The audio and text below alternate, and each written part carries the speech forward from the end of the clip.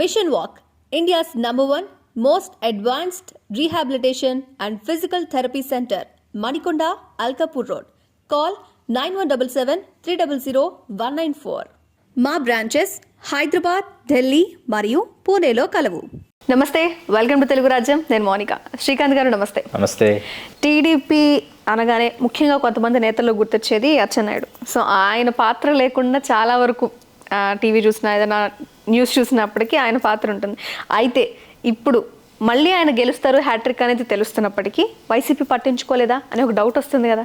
So Tekkali ఏం జరుగుతుంది? వాస్తవానికి వైసీపీ ఖచ్చితంగా ఓడించాలనుకొని భావిస్తున్నటువంటి తెలుగుదేశం అభ్యర్థులు అచ్చెన్నాయుడు గారు ఒకరు. ఇక్కడ ఈ టెక్కలి గురించి మాట్లాడుకునే ముందు హరిశ్చంద్రపురం ఒక నియోజకవర్గం ఉండేది, 2009లో రద్దయింది. అక్కడి నుంచి ఈయన గెలుస్తూ వచ్చారు అచ్చెన్నాయుడు గారు. అది 2009లో రద్దయింది. ఓకే, సరే. టెక్కలి నియోజకవర్గానికి వస్తే టెక్కలి నియోజకవర్గంలో రొక్కం లక్ష్మీ నరసింహన్ దొరగారని కాపు, వారు వరుసగా గెలుపొందినటువంటి ఒక నియోజకవర్గం. ఆ తర్వాత నెచ్చెర్ల రాములు గారని వారు గెలుపొందినటువంటి నియోజకవర్గం. రొక్కం లక్ష్మీ నరసింహన్ దొరగారు ఆంధ్రప్రదేశ్ ఏర్పడక ముందు శాసనసభ స్పీకర్గా రాణించినటువంటి తొట్టతొలి నాయకుడు. ఆ తర్వాత ఏంటంటే టెక్కలి నియోజకవర్గం అనగానే కాళింగులు బలంగా కనిపించేటటువంటి ఒక ప్రధానమైనటువంటి సామాజిక వర్గంగా అక్కడ కనిపిస్తారు. ఆ తర్వాత పులినాటి వెలమలు, కాళింగులు, పులినాటి వెలమలు మరియు తూర్పు కాపులు కూడా అనుకుంటే, తర్వాత మీకు ఏమైందంటే వరద సరోజ గారిని తెలుగుదేశం 85, ఆ తర్వాత వచ్చి డి నాగావళి గారు, వీళ్ళకి ఎన్టీ రామారావు గారు అవకాశం ఇచ్చారు. ఇచ్చిన తర్వాత డి నాగావళి గారు 89లో కూడా గెలుపొందారు కాంగ్రెస్ ప్రభంజనంలో. గెలిచి డి నాగావళి గారి మీద బాగా వ్యతిరేకత రావడంతో మీకు 1994 ఎన్నికల్లో ఎన్టీ రామారావు గారు టెక్కలి నుంచి పోటీ చేశారు. టెక్కలి, హిందూపురం 2 నియోజకవర్గాల్లో పోటీ చేసి హిందూపురం అట్టిపెట్టుకొని టెక్కలికి రాజీనామా చేసిన తర్వాత అప్పయ్య దొర గారిని వారికి అవకాశం ఇచ్చారు. ఇచ్చిన తర్వాత మీకేంటంటే ఆ అప్పయ్య దొర గారికి అవకాశం ఇవ్వడానికి ముందు ఈ స్థానం లక్ష్మీపార్వతి గారికి ఇస్తారని, అందుకోసం ఈ స్థానం నాకు కావాలని హరికృష్ణ గారు పట్టుపట్టడం లాంటి నాటకీయ పరిణామాలన్నీ చోటు చేసుకో. మీకు 99 ఎన్నికలకు వచ్చేటప్పటికి కె రేవతిపతి గారిని తెలుగుదేశం అభ్యర్థి వారయ్యారు, వారు గెలుపొందారు. ఇంకా అప్పటికి ఆగస్టు సంక్షోభం, ఎన్టీ రామారావు గారు మరణించడం అన్నీ జరిగిపోయిన తర్వాత ఈ రేవతిపతి గారు, అప్పయ్య దొరగారు అటు ఇటు మారారు. అప్పయ్య దొరగారు కాంగ్రెస్లోకి, రేవతిపతి గారు తెలుగుదేశం. రేవతిపతి గారు మళ్ళీ కాంగ్రెస్లోకి వచ్చారు, అప్పయ్య దొరగారు. ఇట్లా మీకు చిత్ర విచిత్రమైన రేవతిపతి గారి ఆకస్మిక మరణంతో ఏమైందంటే వారు అర్ధాంగి కె భారతి గారిని వారు ఒకసారి ప్రాతినిధ్యం వహించారు. వీళ్ళందరూ కాళింగులు. ఇప్పుడు మీకు ఎప్పుడైతే అచ్చెన్నాయుడు గారు ఇక్కడికి వచ్చి పులినాటి వేలమ్మలకి ఇది ఒక సంప్రదాయ నియోజకవర్గంగా మార్చారో, ఇప్పుడు ఇక్కడ 2004లో హరిశ్చంద్రాపురంలో ఓడినటువంటి దువ్వాడ వాణి గారు కాంగ్రెస్ పార్టీ అభ్యర్థి, దువ్వాడ శ్రీనివాస్ అర్ధాంగి, ఇప్పుడు ఎవరైతే పోటీ చేస్తున్నారో వైకాపా అభ్యర్థిగా వారి అర్ధాంగి దువ్వాడ వాణి గారు. మీకు ఏమైందంటే 2014 ఎన్నికల్లో దువ్వాడ శ్రీనివాస్ పోటీ చేశారు అచ్చెన్నాయుడు గారి మీద. అచ్చెన్నాయుడు గారు పులినాటి వేలములు, దువ్వాడ శ్రీనివాస్ కాళింగులు.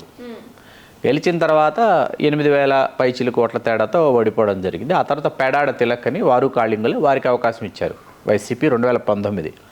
పేడాడ తిలక్ గారు కూడా ఓడిపోయి అచ్చెన్నాయుడు గారు గెలిచారు, 7,000 పైచిలు కోట్లు. ఇప్పుడు ఏమైందంటే 2019 నుంచి 24 లోపు పేడాడ తిలక్ గారిని కొంతకాలం ఇన్ఛార్జిగా, దువ్వాడ వాణి గారిని కొంతకాలం ఇన్ఛార్జిగా, కాదు దువ్వాడ శ్రీనివాస్ని ఇన్ఛార్జిగా ఇట్లా మారుస్తూ వచ్చింది వైకాపా. వైసీపీ నుంచి మార్చిన తర్వాత ఏం చేసిందంటే, సరే మనం కాళింగుల పక్షం వహిస్తున్నాం కాబట్టి పేడాడ తిలక్ గారిని శ్రీకాకుళం లోక్సభ నుంచి పోటీ చేయొద్దని వారిని అక్కడికి పంపించింది రామ్మోహన్ నాయుడు గారి మీదకి, సన్నాఫ్ ఎర్రన్నాయుడు గారు.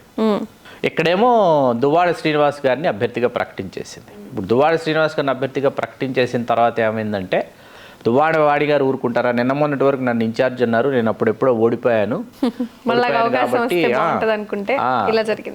అంటే ఇప్పుడు జనసామాన్యులకు వెళ్ళిపోయిన తర్వాత జనుల యొక్క నమస్కారాలు, మన ప్రతి నమస్కారాలు మనకు అలవాటు అయిపోయిన తర్వాత, మనల్ని వాళ్ళు నాయకులుగా గుర్తిస్తున్న తర్వాత ఏమవుతుంటే ఖచ్చితంగా ఒకసారి అధికారంలోకి రావాలి, ఆ పదవిని అనుభవించాలి అనేటటువంటి ఒక కాంక్ష బలంగా బయలుదేరుతుంది ఎవరిలోనైనా.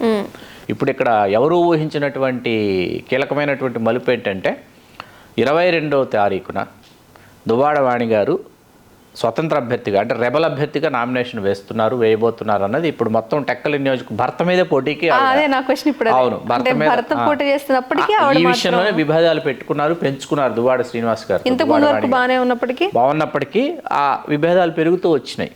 పార్టీ మారే ఉద్దేశం అయితే లేదు. మీరు కాదని చెప్పి నామినేషన్ నా చేత వేయించవచ్చు కదా, చెప్పలేదని అభ్యర్థిగా మిమ్మల్ని ప్రకటించినప్పటికీ మార్పించవచ్చు కదా. అక్కడ ఎక్కడ చూసినా వైకాపా ఈ రోజు రేపు ఎల్లుండి అభ్యర్థుల్ని మార్చినటువంటి జాబితాలు, మనం కూడా అయోమయంలో పడేటన్నిసార్లు ఆయా జాబితాలు మార్చింది వైకాపా. మరి వైకాపా మంతనాలు జరిపే అవకాశం లేదండి. ఇంకా మంతనాలు అంటే బుజ్జగించాలి. అవును, నిజానికి అది భార్యాభర్తలు ఇరువురిని కూర్చోబెట్టి తీర్చాలి. ఇప్పుడు ఆ తీర్పు ఏమవుతుంది? ఇప్పుడు అచ్చెన్నాయుడు గారిని ఓడించడం మాట అటు ఉంచి, అచ్చెన్నాయుడు గారిని ఎలాగైనా ఓడించాలనేటటువంటి ఒక సంకల్పంతో వైకాపా కృషి చేస్తుంది. లాజిక్ ఉంది. యాక్చువల్లీ క్యాడర్ మార్చడం అనేది వైసీపీలో ఆల్రెడీ అలవాటే కాబట్టి ఈసారి మార్చినప్పుడు ఆవిడకి ఇస్తారు కదా అని. ఇప్పుడు ఏమవుతుందో చూడాలి. ఇప్పుడు గుర్తు, ఫ్యాన్ గుర్తు సంబంధించినటువంటి సి ఫారం ఏదైతే ఉందో అది ఎవరికైతే పంపిస్తారో ఈ బి ఫారం సి ఫారంలో వారే ఇప్పుడు అక్కడ అభ్యర్థి అవుతారు. నిజంగా రాజకీయ విశ్లేషకులందరూ ఆసక్తిగా ఎదురు చూస్తున్నారు ఇప్పుడు. ఎందుకంటే దువ్వాడ వాణి లేకపోతే దువ్వాడ శ్రీనివాస్ ఎవరు ఇప్పుడు వైకాపా అభ్యర్థి ఎవరు అవుతారు అన్నది ఇప్పుడు అత్యంత ఆసక్తికరంగా మారింది. ఇప్పుడు ఆ భార్యాభర్తల కొత్త పంచాయతీ ఏమైనా కానీ ఇక్కడ అచ్చెన్నాయుడు గారు ఇక్కడ హ్యాట్రిక్ సాధించేటటువంటి ఇప్పుడు వీళ్ళ తగు తీరేలో ఆయన ప్రచారం చేసుకుంటూ వెళ్ళిపోతున్నారు. ముందు వరుసలో ఉన్నారు. మీకు అర్థమవుతుందా? ఒకవేళ ఇరువురు పోటీ పడిన ఈ పంచాయతీ తేలలేదు, దువ్వాడ శ్రీనివాసే మా అభ్యర్థిని వైకాపా అధిష్టానం ఆదేశించింది. దువ్వాడ వాణి గారు మాత్రం పోటీ చేసి తీరేటటువంటి పరిస్థితి. అంటే ఇప్పటివరకు దువ్వాడ శ్రీనివాస్ గారు ఎప్పుడు ఎన్నికవాలి, ఆయన 2009లో ప్రజారాజ్యం పార్టీ అభ్యర్థిగా పోటీ చేశారు. ప్రజారాజ్యంలోకి వచ్చారు దంపతులు, పోటీ చేసి గణనీయమైన సంఖ్యలో ఓట్లు సాధించారు. ఓడిపోయిన క్రియాశీలక రాజకీయాల్లో కొనసాగారు. ఇటువంటి నేపథ్యంలో రేవతిపతి గారు మరణించిన తర్వాత కూడా మరొకమారు జరిగినటువంటి ఎన్నికల్లో కూడా దువ్వాడ కుటుంబం నుంచి వాళ్ళు పోటీలో ఉన్నారు. ఇలా 3 సార్లు పోటీలో ఉన్నప్పటికీ కాలం కలిసి రాలేదంటారే. 4 సార్లు పోటీలో ఉన్నప్పటికీ కాలం కలిసి రాలేదు. సరైనటువంటి ఎన్నిక కాకపోవడం. వాణి గారు ఆల్రెడీ గెలిచి అది ఫేస్ చేశారా? ఓడిపోయారు. 2004లో ఓడిపోయారు. మరొక మారు భార్యాభర్తలు ఇరువురు ఓటమే చూశారు కానీ ఇప్పటి వరకు గెలవలా. మరి అభిమానులు ఉన్నారు. దువ్వాడ ఫ్యాన్స్ అసోసియేషన్ ఒకటి ఉంది అక్కడ టెక్కల. వాళ్ళు ఎప్పుడైనా మా దువ్వాడ వాణి గారు కానీ మా దువ్వాడ శ్రీనివాస్ అన్నయ్య కానీ వదిన కానీ ఎప్పుడైనా గెలుస్తారని ఎదురు చూసేటటువంటి అభిమానులు కోకొల్లలు పాపం. ఇదే పాయింట్ లో స్వతంత్ర అభ్యర్థిగా వేస్తే అసలే ఓట్లు చీలిపోతే పరిస్థితి ఏంటి అని వాళ్ళు మాట్లాడే అవకాశం లేకపోతే ఏమో మాట్లాడతారేమో చూడాలి ఏం జరుగుతుందో. అచ్చెన్నాయుడు గారు అయితే హ్యాట్రిక్ సాధిస్తారని అర్థమైపోతుంది. సో అదే ఫిక్స్ గా ఉంది. ఇక్కడ హోరాహోరీ అని చెప్పడానికి కూడా లేదా? లేదు, గెలిచేటటువంటి అవకాశం పుష్కలంగా ఉంది. సో మొత్తానికి మరొకసారి దువ్వాడ కుటుంబానికి భంగపాటు తప్పదు టెక్కలిలో. ఒకవేళ ఈ 10-15 రోజుల్లో మార్పు కనిపిస్తుందేమో తెలియదు కానీ ఇప్పటికున్న పరిస్థితి బట్టి టెక్కల గురించి మాట్లాడుకోవాలి. అచ్చెన్న హ్యాట్రిక్ సాధిస్తారా అంటే అవును కదా, ఇంకేంటి ఆప్షన్ అనేలాగా అక్కడ లోకల్ నడుస్తుంది. అయితే ఓకే, మరి ఇక్కడ వైసీపీ నుంచి అధిష్టానమే మంతనాలు జరుపుతుందా లేకపోతే కార్యకర్తలే బుజ్జగిస్తారా? వాళ్ళిద్దరిలో కలిసి మార్పు వస్తుందా? ఏదో ఒకటి జరిగితే తప్పితే ఫైట్ అనేది టఫ్గా ఉండదు, నల్లేరు మీద అన్నట్టు ఉంటుందేమో అని చూడాలి. టెక్కలలో అయితే కొంచెం మారితే బాగుంటుంది అనేది. ఎప్పుడైనా టఫ్ ఫైట్ రాజకీయాల్లో ఉంటేనే కదా, రసవత్ర పోరు ఉంటేనే ప్రజలకు కానీ మిగతా పార్టీకి కానీ ఏదైనా బాగుంటుంది.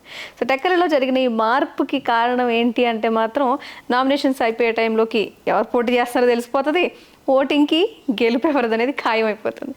సో థ్యాంక్ యూ శ్రీకాంత్ గారు. టెక్కలలో జరిగిన పరిణామాలు వింత రాజకీయం జరుగుతూ ఉంటే ఒక పక్క వాళ్ళిద్దరి గురించి అవ్వడం అనేది ఒక డిఫరెంట్ సబ్జెక్ట్ టెక్కల్లో జరుగుతుంది. థ్యాంక్ యూ శ్రీకాంత్ గారు. సో కీప్ వాచింగ్ తెలుగు రాజ్యం. నమస్తే, నేను మోనిక. తెలుగు రాజ్యం ఇక ఊరూరా రాబోతోంది.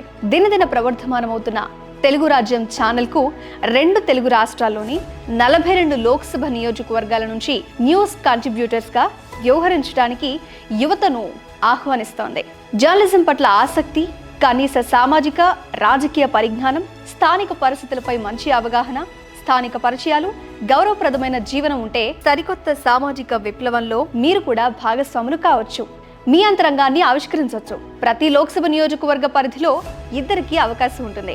30 నుంచి 35 ఏళ్ల మధ్య వయస్కులై జర్నలిజం పట్ల అభిరుచి, ఆసక్తి కలిగిన యువతి యువకులు తమ వివరాలు, జీవన విధానం, ఆసక్తి గల ప్రాంతం, పాస్పోర్ట్ ఫోటోతో కలిపి ఈ దిగువన నంబర్కు వాట్సాప్ చేయొచ్చు. నంబర్ 8125150555.